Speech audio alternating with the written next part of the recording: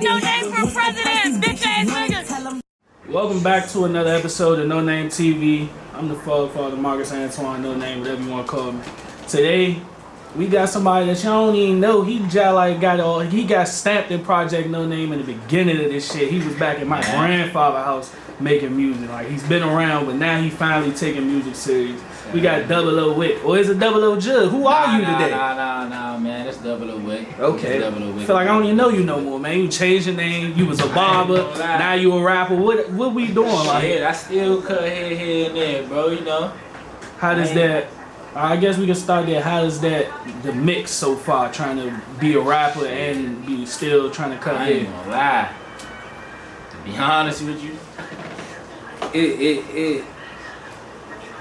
it just balance out to a standpoint, cause you know, if you know me as a barber, then you know,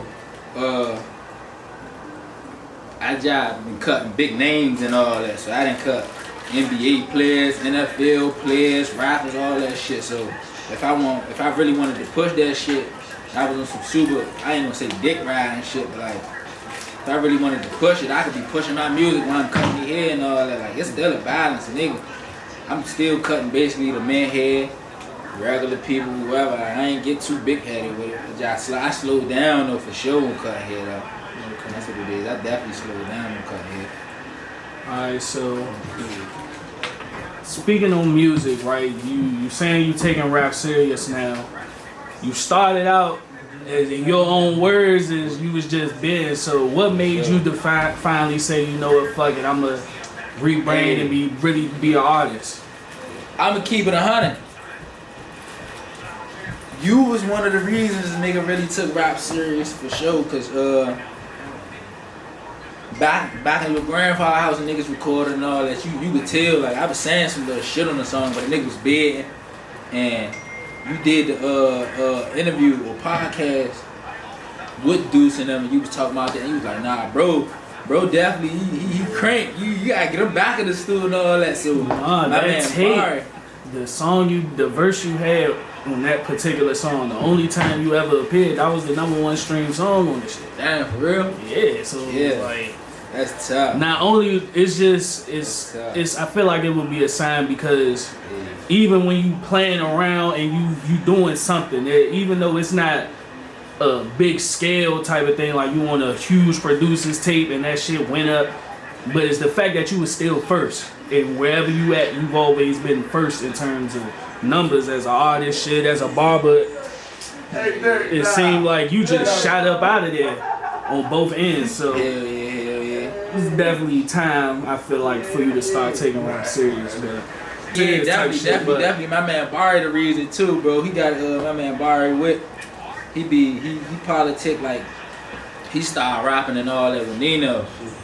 So we did his first interview. Yeah, he started rapping with Nino. He just slowed down because of that, because they had this whole big controversy of, you know how if you rap with your man, y'all start off rapping together, they was like, they sound the same. So he slowed down on rapping and just put that battery in my back. Was like, bro, you know I record you for free, bro. You might as well come in here and rap this, that, and the third. So I went to his house, made my first song. First song I made with him, serious jump.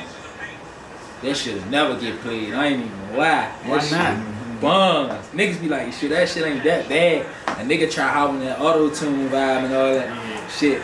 That's always, I feel like that's always the wrong way to go. When you first start, never go auto-tune. Because you don't know how to use your voice yet. Vibe though, but I ended up making my first official song, which was SRT. And right after I made it, I posted it on Instagram and all that. Made a little rap page, posted it on Instagram. I sent it to some of the men. Somehow that jump ended up on Reddit. So when that jump ended up on Reddit, a bunch of comments talking about, so we know this you, bro. Yeah. So I ended up, matter of fact, that jump came from Reddit. The nigga DJ DMV Benji or DJ Benji, he posted the jump on his page, and I was like, damn, this my song. So the producer nigga Nino, shout out to Nino too. Nino I ain't gonna lie, if I could, I'd get all my beats from Nino, bro. But he hit me like, yeah, bro, this my beat, bro. Send me the song, this jump crank. So I made that jump. He sent me another beat, which my second song was Rank. I made Rank. He was like, yeah, this jump crank. And I ended up going finding another beat and made another song, which was War. And War really went up. That's what kind of like, I won't say War went up, but cause I ain't get to treat War how I was supposed to treat it, cause the nigga ended up getting locked up and all that. But War definitely was like that song for me and all that.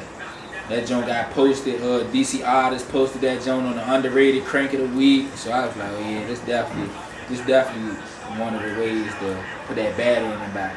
And rappers like my man 3 Commas, Lonely Emotion, he was telling nigga like hearing shit like that from him, like, yeah, I ain't gonna lie. You got the potential hearing shit like that from him, Z Wayne, all them niggas. That shit definitely put the battery in your back to take that shit serious. So that's what I did. Took that shit serious though, bro. So with that being said, what was it like trying to get your foot in the door and really start to take rap serious while fighting charges? Like what was your mind like locked up? To keep it 100 with you, my foot ain't even in the door with rap yet, to be honest with you. I feel like I'm still not finding my sound, but I'm still finding a way to get my foot in the door with this shit. But to be honest with you, being locked up, that shit ain't all that glorifying that shit, bro. That shit is ass, bro. There ain't no pussy in there. Motherfucking. It's gracious. Bro, horrible, bro. I'm telling you, like, easy to get in, hard as shit to get out. I tell you that. When you in that jump, you catch extra charges in there for some dumb shit. You fuck around, catch a charge for having a curtain up, bro. Like, I'm telling you, bro, it's easy shit to get in, hard as shit to get out, bro. But in there, I ain't gonna lie, I'm gonna keep it 100. In there, I was cool, like, it was days where I was biting, cause you know a nigga trying to get home for sure. A nigga trying to come home, but I was in that joint cool. Like if I had really had to sit, I feel like I'd have been cool. I'd have did alright down that jump. But to keep it 100 with you, you know that shit don't be no lies, man. I had right hand man try to fuck my girl and all that. Like niggas done switched up on me when I got locked up, and I came home. Niggas seen his face and was like, oh, like. Niggas ain't even expect a nigga be home. Especially for the shit like, the shit I got caught for, bro, the shit I got locked up for, I knew niggas that came home same day. So the fact that I sat like 3 months for that shit, niggas wasn't expecting me to come home. They thought they was about to throw me on that whole little RICO shit that's going on in the DMV with them strikers and shit. Well, glad you home so we can hear this music. But you spoke earlier how, like off camera, we was talking about, you know, dealing with the fake love and the beginning stages of dealing with music. Hell yeah. What have you learned becoming an artist, and how have you dealt with, you know, niggas doing the fake shit that they do? To keep it 100 with you, don't even say nothing to like leave that shit be. Use their ass. Niggas want dick ride, let them dick ride. I ain't gonna lie to you. I definitely niggas want dick ride, let them dick ride. I'm telling you, because at the end of the day, one hater could bring 10 fans. 10 haters could bring 100 fans. 100 haters could bring 1,000 fans. You never know, bro. That's why I let that shit be. You might talk down on me, and nigga be like, hey, let me tap into what the fuck this nigga talking about. He be like, I don't know what the fuck he talking about. This nigga saying shit. For sure. So, what's your connection with the artist Leak Star? Like we see a lot of collaborations, man, shout out with him. Man. Shit, to be honest with you, my connection with bro, that's my cousin. That's my blood cousin. Like that's my blood cousin and shit. Like when I was cutting hair and shit, taking that shit super serious. I wasn't even rapping at this time. That's when I realized, like I found out who he was and found out he was my cousin and shit. We went to New York and all that. Boom. So brother came, one of the men. I was cutting hair for MGE and shit like that. The A&R came. He was doing artist development for him and shit. So he brought him around. So when bro started coming around, you know how the niggas come around, niggas come in. I went to his court date. So I went to his court date and shit. I seen his father, and I'm looking at his father like, hey, bro, look familiar. Like, I know, like, I seen him somewhere. Like, I seen him a lot. So my man Sam was like, shit, go say something to him. I was like, bro, Leak fucking around be my cousin. So Son said something to his father. He was like, yeah, what side of the family? I'm like, shit, the code. Yeah, man, woo woo. He like, shit, yeah, they're my cousins and all that, woo woo. So I'm like, kid, like, yeah, you and Lee cousins. So from there, we just took that shit, ran. I ain't gonna say took it and ran with it, but it's been at ever since. And bro, I've been putting that battery in my back with this rap shit. Man. That's what I'm gonna keep it 100 with you, bro. Everybody love all my songs, all that free car shit, but my best verses be on the songs that I do with him, cause he know how to get a nigga out of that DMV mindset. Like I can talk about popping doors and dropping masks and jacking all day, singing. I give you that shit 1,000 different ways in the song, and you'll be like, each time you hear that shit, you'll be like, this shit crank. But when I get on the song with bro, that shit like, I'm talking about motherfucking traveling, money, bitches, struggle, all type shit. Like shit you ain't even know a nigga would really been through. Yeah, man, I'm letting you feel that shit in the song. Like we about to drop a tape too. I don't know when, but the tape coming soon. We got this one song on there called "Show Me Your Heart." Hey, be on the lookout for that. I'm telling you, you gonna be like, damn, I ain't even know a nigga that went through shit like that. Y'all heard it here first. It's a NoName exclusive. Yeah. But you said like talking about niggas can. It's easy for a nigga to rap about the typical free car type shit, but with the DMV sound going up how it is at the moment, and whether they free car, they like paid pain type of music, niggas is gravitating to it. So how do you feel about people saying, number one, that sound won't ever get as big as it could when it kinda is right now? I'm gonna keep it 100 with you. Fuck 'em. To be honest with you, like if that's how you rap, that's how you rap. But I feel like it gotta be from that one right person. That one right person get their foot in the door and kick the door in with that shit. That shit gonna gravitate towards that one right person. Cause it's like, you gotta think, bro, in Atlanta, they talking about the same shit. Memphis, they talking about the same shit. You listen to Pooh Shiesty, bro. Pooh Shiesty ain't doing shit but talking about, nigga, switches and all that shit all day, bro. I think Memphis music sounds the closest to DMV music. Hell yeah. Other than like Dallas and shit, cause they using actual DMV beats and shit. Fuck so that's yeah, different. hell yeah. I got some little Memphis connections too. Shout out to Memphis. I definitely got some Memphis connections. My man Marco from out Memphis. I was rapping with him.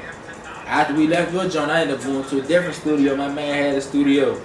I was rapping my man from out Memphis and shit. He just spitting some shit. I tapped in with that nigga Big Boogie, little brother, Sleepy. Me and bro got our own little relationship and shit. Bro, we got some music on the way coming soon. So, nigga, like, all that DMV sound won't get nowhere. I hear it to a certain extent, cause you gotta think, like I just said, I got music with niggas from out of town, but I got the DMV sound that my raps. So I don't be hearing that shit. That should be one in one ear, out the other. Okay. Do you feel like rap beef is necessary as an artist to like really get a national attention? Here and there, hell yeah. I ain't gonna lie. I can't say it's necessary, but what I can say is you gonna get some rap beef 100%, cause the shit niggas say in they songs, it don't be that subliminal. So it definitely don't. Yeah, it don't be that subliminal. So I could see, I could motherfucker, you could be going up, you don't even know who the fuck I am, you could be going up. I could see that shit on the gram. I got me a little buzz with the rap. I hate on that shit, send you a little alias, subliminal. Now you be like, damn, this nigga just spoke with me, now you send one back. Nigga, we ain't never seen each other a day in our lives, but we right here saying shit on the beat. Now in this war. Now it's like, alright, bet they saying all this. When I see you, I gotta do this to you, you gotta do that to me. So that's how that shit started. I wouldn't say it's necessary though, but it's gonna happen. But at the same time, it is necessary because it get like the viewers and listeners something to tune into. And that's motherfucking like the rap shit, 100%. When they tuning into that shit, and then you got like Reddit, when you looking at this shit happen on Reddit, and you saying that shit in music, and they know it's true, and you make it sound sweet, oh, that shit gonna boost your views, 100%. That shit gonna boost your views, 100%. Do you feel like, would you say you embrace rap beef and kind of like dissing in your songs? Hell yeah. Okay. I'm Hell glad you ain't yeah. lie. I was good. I was glad you ain't lie. I was about a certain song though. Hell yeah though, cause it's like you got one specific song where it's like it's a lot. Shit, what song you think? 9 times. Oh my god. Cause you know that I know a little bit about a lot of bit and a lot of bit about a little bit. So Yeah, for sure. That's a very disrespectful so basically, song. like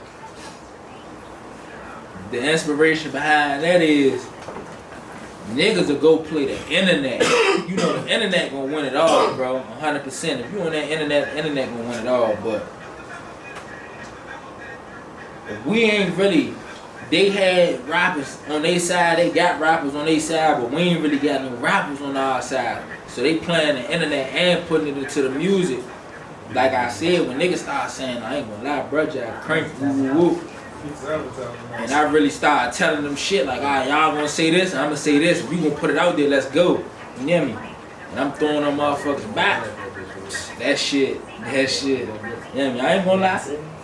I know that nigga. There's some rumors about some money being on somebody's head about shit about that song. You hear me? I ain't gonna lie to you, but I don't think the person that you talking about can say really anything. You said enough already.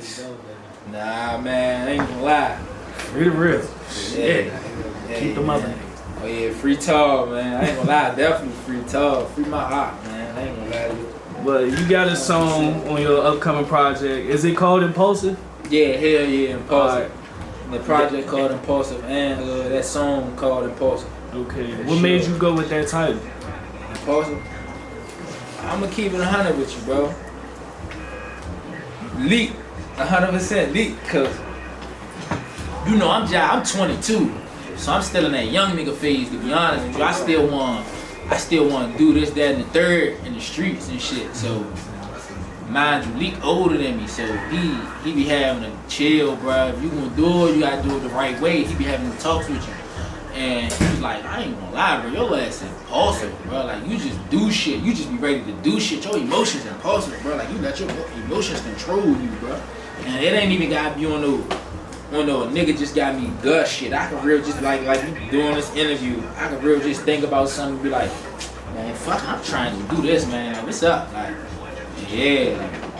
Like, so he was like, bro, your emotions impulsive. You just got that natural urge or random ass urge to go do this, that, and the third, bro.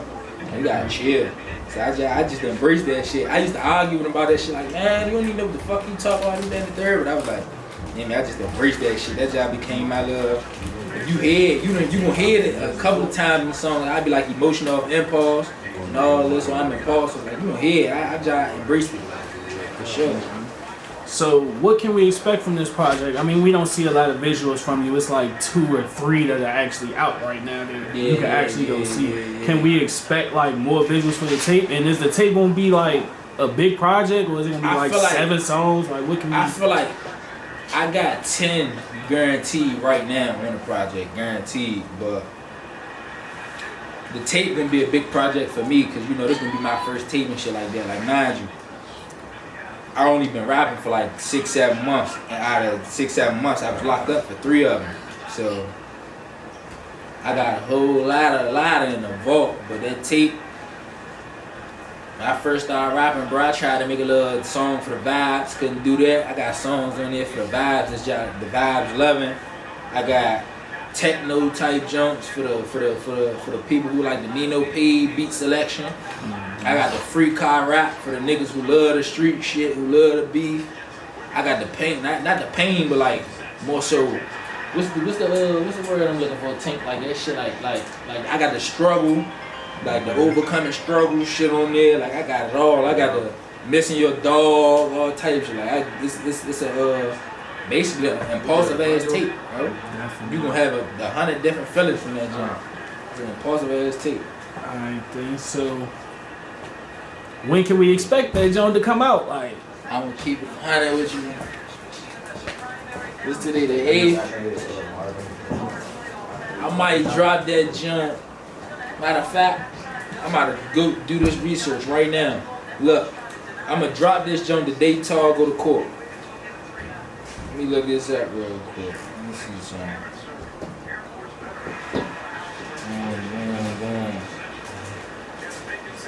It is 429. 620. Feel me, 620. Impulsive driving on 620, man. It's probably gonna be out on 620. 620. Yeah, my man go to court on the 20th. We driving it on the 20th, man. Free talk. Definitely shit. Appreciate you for fucking with I ain't us, gonna man. lie. Hell yeah, this rap shit. Free Tar, man. Tar was pushing this shit. That's why I keep going for him, because he locked up. I ain't gonna lie, he real, no homo, digging in the ass about this rap shit. Like, niggas, That was crazy as shit to say. I said, yeah, that's what I said, no homo, bro. 20 seconds I had to let that shit be known, but hell yeah, bro. That's the reason the nigga doing this shit, so we gonna drop that joint on the 20th. Most definitely. June 20th, man, the poster tape out now. All that good shit, man. Project NoName, 00Wicck. We out.